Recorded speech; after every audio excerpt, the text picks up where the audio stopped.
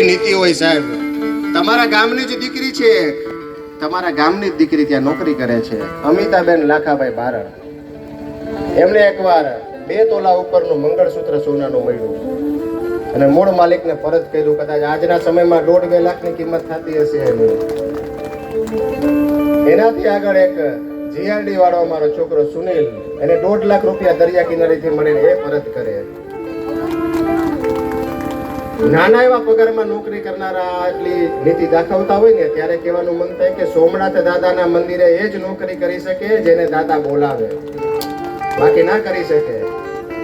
દરેક સ્ટાફ એવો છે, કોઈ પણ વૃદ્ધ ચાલીને આવતો હોય દોડીને જાય છે ત્યાં. અશક્ત હોય તેને વ્હીલચેરમાં લઈને ઉપર પગથિયા સુધી પહોંચાડીને દર્શન કરાવે છે. આ લોકોની સેવા જુઓ છે. આને નીતિ કહેવાય. તમારી પાસે કઈ ના હોય અને તમને આપે કોઈ આવું ને જાતું કરી દો ને ઠોકર મારો ને, એને નીતિ કહેવાય. આ નીતિ અમારા સોમનાથ સ્ટાફમાં છે, દરેક પોલીસ, દરેક જીઆરડીમાં.